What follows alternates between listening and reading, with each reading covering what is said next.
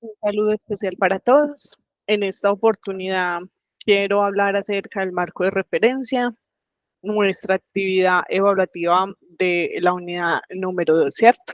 Entonces, cuando hablamos del marco de referencia, digamos que es un apartado que está conformado por tres marcos específicos, ¿cierto? Que es el marco teórico, el marco conceptual y el marco legal.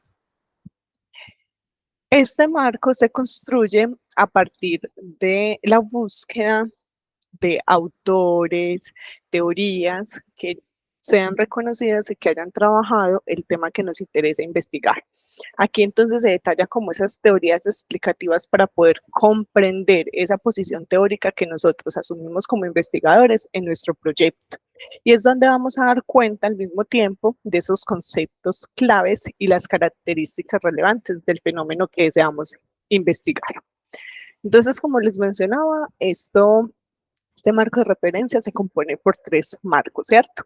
En un primer momento tenemos el marco teórico, que es el que hace referencia a esas teorías explicativas más relevantes que nos van a permitir comprender específicamente el fenómeno central que queremos investigar, ¿cierto? Entonces, por ejemplo, si a mí lo que me interesan son las adicciones, si a mí lo que me interesa es el VIH, si a mí lo que me interesa es el vivir con VIH o lo que me interesa es propiamente la subjetividad, entonces lo que vamos a hacer es buscar autores que definan o hablen sobre den cuenta o expliquen científicamente o teóricamente este fenómeno para poder sentar una posición, ¿cierto? Es decir, nuestra postura como investigadores, en qué autor o autores se va a centrar para comprender el fenómeno central que nos interesa, ¿cierto?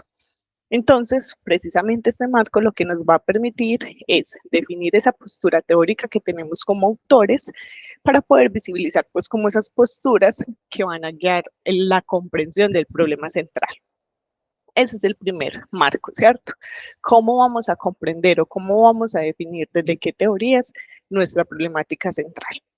Nuestro segundo marco es el marco conceptual. Entonces, como su nombre lo dice, son los conceptos que se derivan alrededor de nuestro problema central. Entonces, dentro de nuestra investigación, nosotros vamos a tener unas categorías de análisis. Esas categorías de análisis son las que se van a convertir en nuestro marco conceptual. Entonces, similar al marco anterior, lo que hacemos en este apartado es buscar teóricos, autores, teorías explicativas que nos permitan definir esos conceptos claves o esas categorías de análisis que tenemos dentro de nuestro proyecto. Entonces, digamos que inicialmente nuestra categoría principal sea, por ejemplo, las representaciones sociales. Entonces, ese va en el marco teórico, pero alrededor de esa se van a derivar otras categorías. Entonces, por ejemplo, imaginarios, percepciones, pensamientos, ¿cierto? Entonces, esas categorías que se derivan, también vamos a buscar definirlas apoyándonos de teorías explicativas y citando autores específicos, ¿cierto?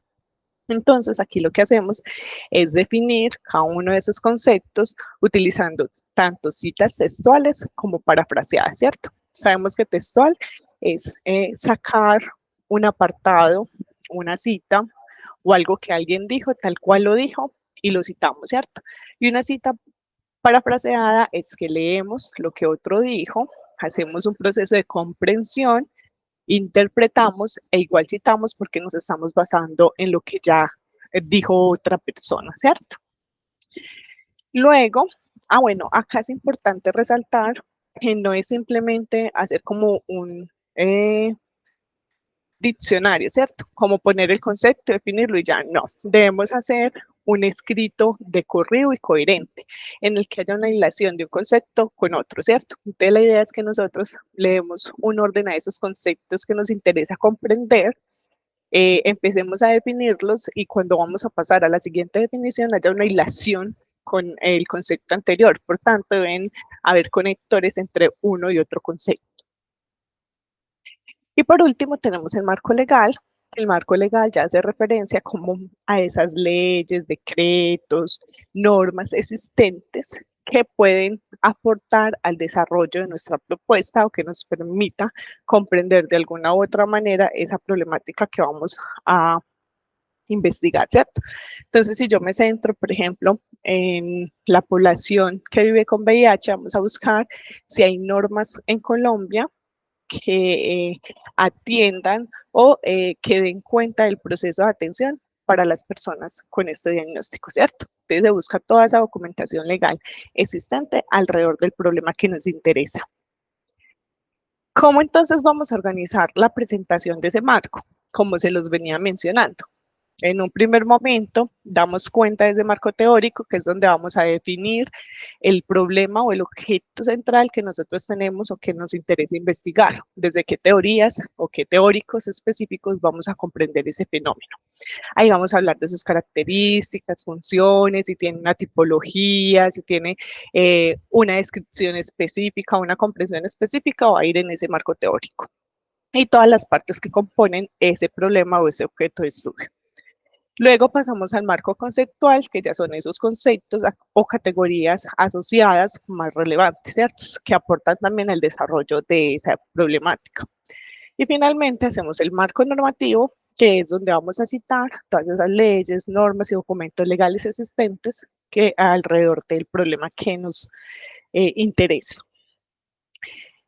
Acá entonces les voy a compartir este documento para que lo tengan como guía para la construcción del marco teórico. Recuerden entonces que del marco de referencia. Recuerden entonces que el marco de referencia debe ser un texto de corrido que se articula entre sí, que conecta un párrafo con el otro, que tiene una coherencia interna y articulada y no simplemente una escritura aislada que no conecta un párrafo o un concepto con otro.